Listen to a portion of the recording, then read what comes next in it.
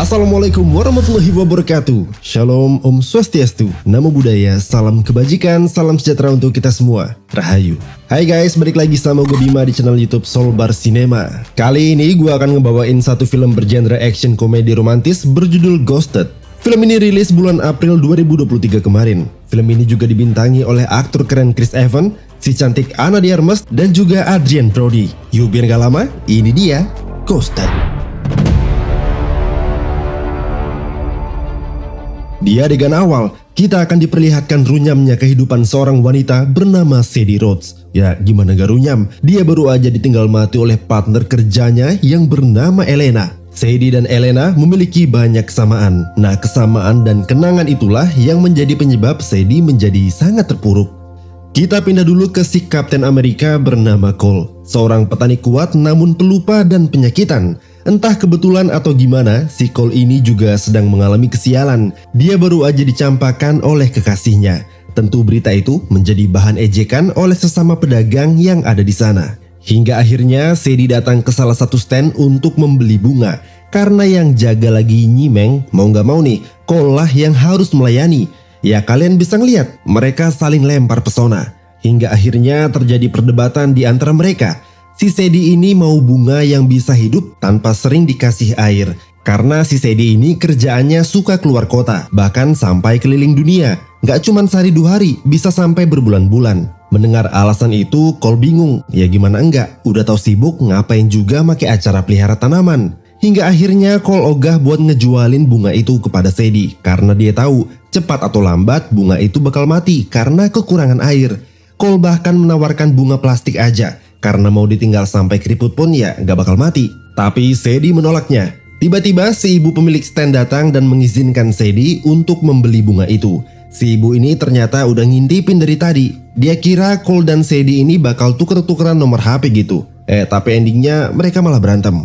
Akhirnya si Cole ini sadar. Ya bener juga, ngapa gak tuker-tukeran nomor HP gitu. Secara dia itu lumayan cantik. Seketika Cole berlari menyusul Sadie. Entah urat malunya udah putus atau gimana, Cole yang tadi marah-marah sekarang ngajak jalan. Tapi siapa sangka, Sadie mau dong buat jalan sama Cole. Nah, seperti pasangan PDKT pada umumnya, bercanda, curhat, ketawa, saling membanggakan diri sendiri, aka bohong, juga mereka lakuin. Kalau biasanya orang PDKT itu cuman beberapa jam, ini enggak, sampai pagi cok jalannya. Dan tepat seperti apa yang kita pikirkan, baru kenal cok. Singkat cerita, pulanglah Cole ke rumah orang tuanya. Dengan semangat ia menceritakan apa yang sudah terjadi. Tentu, orang tuanya sangat setuju Cole berpasangan dengan Sadie. Si adik yang jahil pun mengambil HP Cole dan ia pun kaget setengah mati. Ya gimana enggak, ia menemukan foto Cole dan Sadie sedang begitu-begitu. Tapi Cole ini cuma senyum-senyum aja dan mengatakan kalau ia ingin mengabadikan momen bahagia itu. Singkat cerita, hari demi hari berlalu. Berkali-kali Cole menanyakan kabar Sadie, tapi Sadie tidak merespon dan galaulah Cole ini. Karena si adik mengatakan kalau Cole ini udah di ghosting sama cewek barunya itu. Hingga akhirnya Cole menyadari inhalernya tertinggal di tas Sadie. Ya seperti yang gue bilang, karena saking pikunnya Cole ini, dia sampai menaruh alat pelacak di semua barang-barang pentingnya. Setelah melacak di mana inhalernya, ia kaget karena Sadie sekarang berada di London, Inggris. Itu jauh. Dengan dorongan dari orang tuanya, akhirnya Cole memutuskan untuk menemui Sadie di sana dengan alasan ia ingin mengambil inhalernya yang tertinggal. Singkat cerita, sampailah Cole di London. Dia langsung membuka HP-nya untuk melacak keberadaan Sadie. Hingga akhirnya Cole berhenti di sebuah jalan, tapi ternyata sudah ada beberapa orang yang datang menghampirinya. Hingga tiba-tiba setelah sekian lama pingsan, akhirnya Cole terbangun. Di sana terdapat sekumpulan pria lengkap dengan senjata api sedang menginterogasi dirinya. Si pemimpin yang bernama Boris Love itu mengira kalau Cole adalah seorang taxman, seorang mata-mata yang memiliki kata sandi dari sebuah senjata biokimia yang terkunci. Senjata itu bernama Aztec. Tentu saja Cole mengelak dan menjelaskan maksud dan tujuannya datang ke London hanya untuk menemui gadis yang ia cintai. Tapi tentu saja Boris Love tidak mempercayai apa yang Cole katakan. Walaupun Cole sudah menyuruh mereka untuk membuka tas dan membaca pasportnya, tapi mereka tetap tidak percaya. Hingga akhirnya ia mengeluarkan lebah pembunuh dan bertanya sekali lagi, apa kata sandinya? Cole hanya bisa berteriak. Sedetik kemudian, Setelah pertemuan singkat itu, Sadie memberikan pistolnya dan menyuruh Cole untuk menembak siapapun, kecuali dirinya. Akhirnya Sadie memberitahukan kalau dirinya adalah agen CIA, seorang mata-mata. Kagetlah Cole, ternyata Taxman yang sebenarnya adalah Sadie.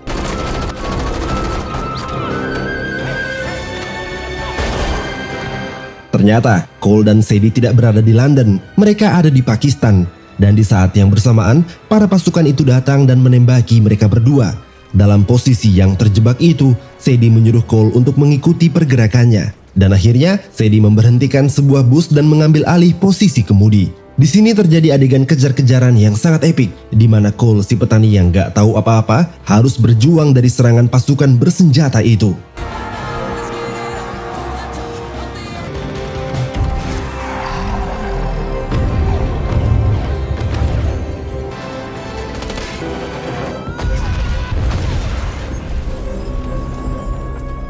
Setelah berhasil kabur dari serangan itu, Sadie mengajak Cole untuk ikut dengannya. Nah, dalam perjalanan itulah terjadi percekcokan di antara mereka berdua.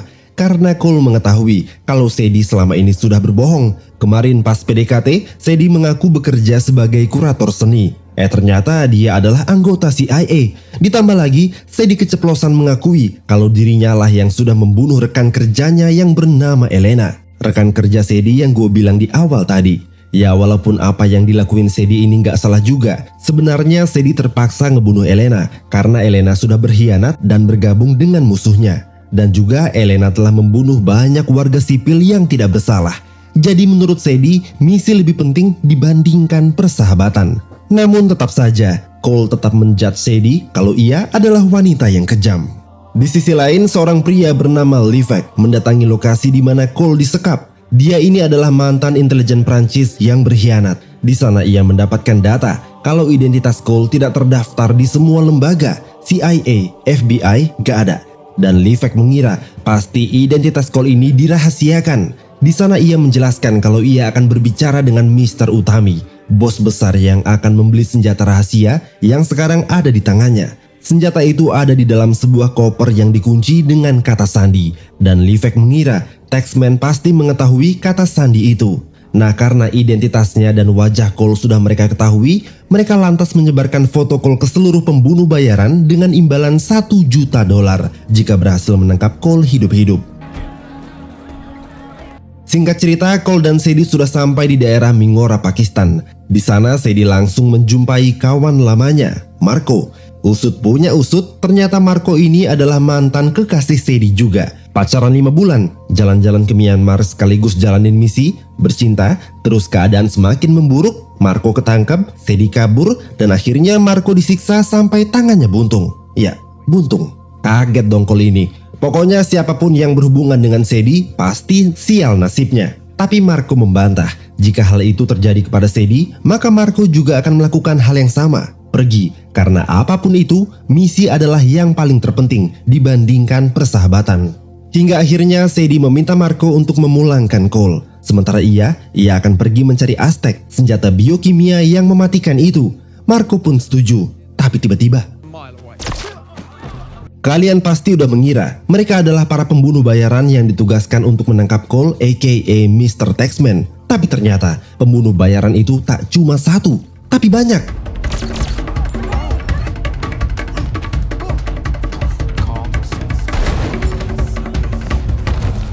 Setelah malam yang melelahkan itu, Cole dan Sadie pergi ke suatu tempat.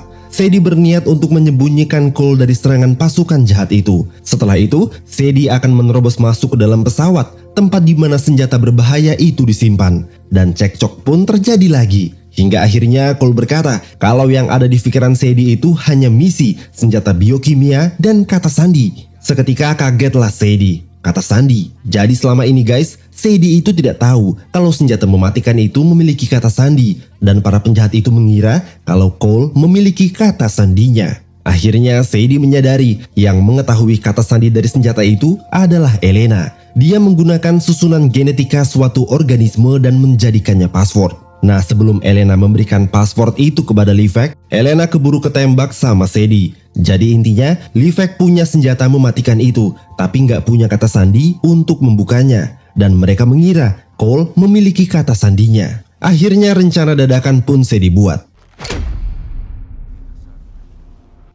Setelah sampai, Levac langsung meminta kata sandinya pada Cole. Tapi Cole mengelak karena memang dia nggak tahu apa-apa. Secepat kilat, Sadie langsung memukul Cole dan menyuruhnya untuk diam. Ia lantas meminta imbalan kepada Levac karena telah berhasil membawa si Taxman. Tapi Levac bilang kalau ia akan mentransfer uangnya jika si Taxman sudah memberikan kata sandinya. Tentu Sadie menolak. Jadi selama uangnya belum dibayarkan, ia akan tetap ikut kemanapun si Taxman pergi. Nah, karena nggak ada pilihan lain, akhirnya Levac mengizinkan Sadie untuk ikut naik ke dalam pesawat. Tapi yang sebenarnya terjadi, Levac menyuruh anak buahnya untuk membunuh Sadie segera setelah pesawat mendarat.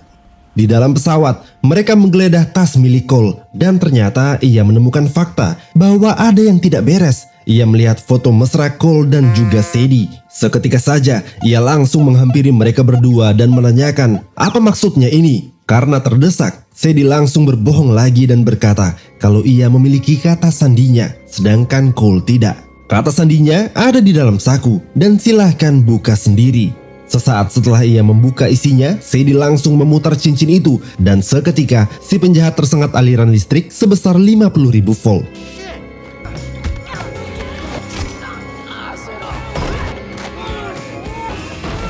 Sadie lantas menyuruh Cole untuk mengambil parasut dan melompat. Tapi Cole menolak. Dengan sigap ia menarik Sadie dan akhirnya mereka lompat berdua.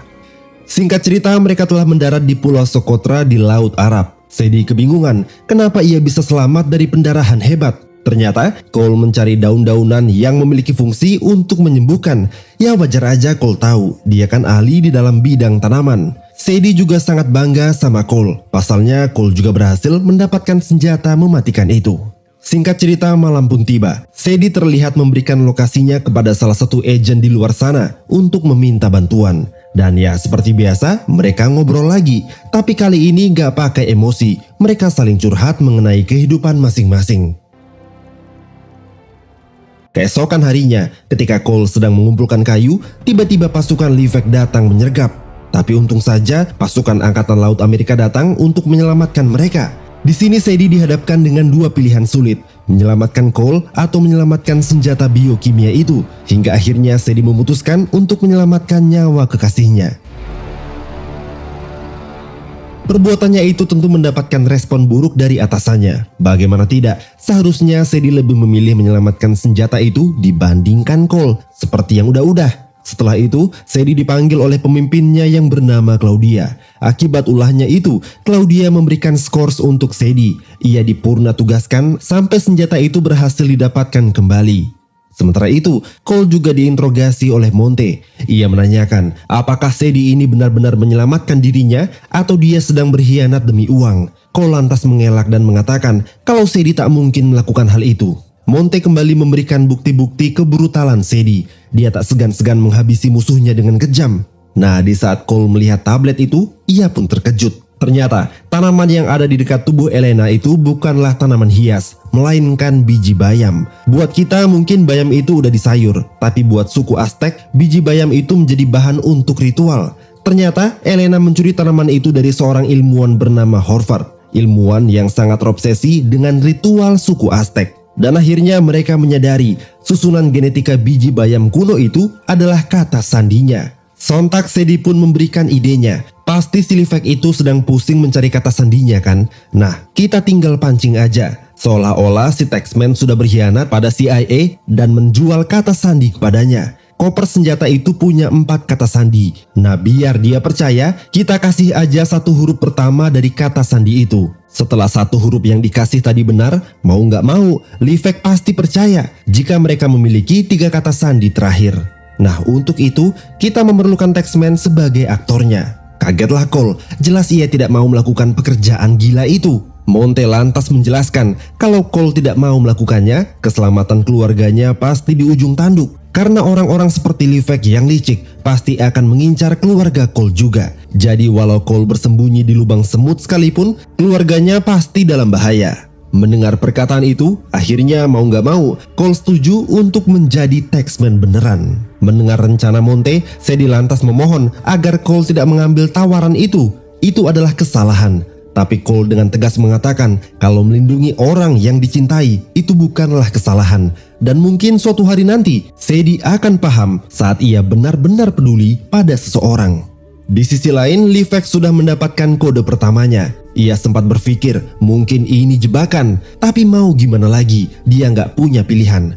Mr. Utami datang dan ngamuk-ngamuk. Ia terus meminta kata sandi itu.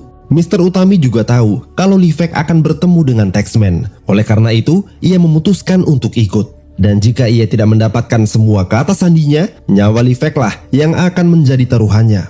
Singkat cerita, Cole dan Monte sudah bersiap untuk datang ke suatu hotel yang sudah disepakati. Cole terlihat sangat gugup. Gimana enggak, Monte hanya membawa 3 orang pasukan, sementara yang ia hadapi adalah orang-orang lengkap dengan senjata api.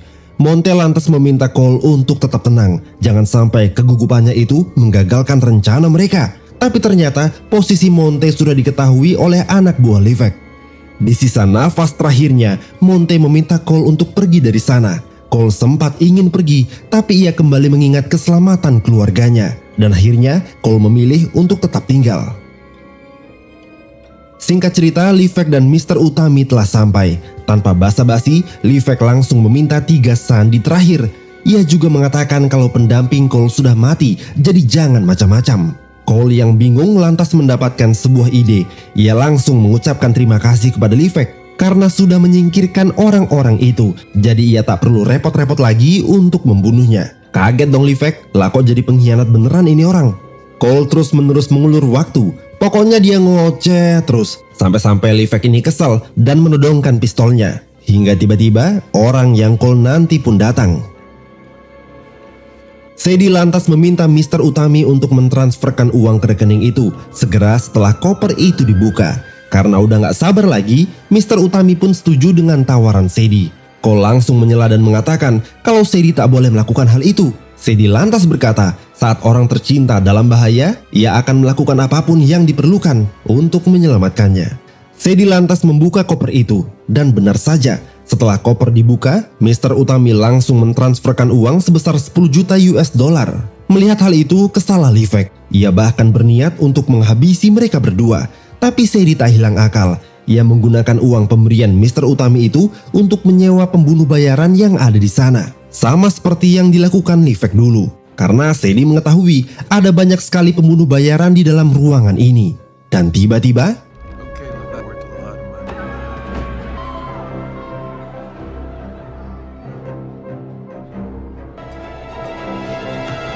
tembak-tembakan ala koboi pun terjadi. Tentu gak bakal semudah itu para pemeran utama kita ketembakan. Hingga akhirnya Cole dan Sadie terpisah. Cole harus berduel 1 lawan 1 dengan Wagner. Di saat Cole masuk ke ruangan itu, Wagner melepaskan tembakan yang mengakibatkan ruangan hotel yang ada di atas berputar.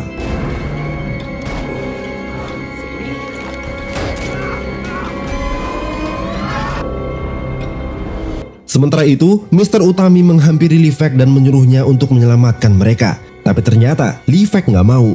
Di sisi lain, Cole dan Wagner masih saja bergelut. Hingga tiba-tiba Cole mendapatkan celah dan langsung membalikan keadaan. Kini tinggal Sadie dan Livek yang masih bertahan. Karena saking kencangnya putaran itu, tubuh mereka pun sampai terpental. Tak berhenti sampai di sana, mereka masih lanjut berkelahi. Tapi ternyata Livek mampu menaklukkan kekuatan Sadie. Namun untung aja, Cole segera datang dan menyelamatkannya. Pelan tapi pasti, Livek merayap. Dan akhirnya ia mampu mendapatkan senjata pembunuh massal itu. Sadie juga berhasil meraih pistol yang ada di dekatnya. Tapi sayang sekali, Livek ada di posisi yang aman. Tak habis akal, Sadie mengarahkan pistolnya ke salah satu penyangga. Dan seketika,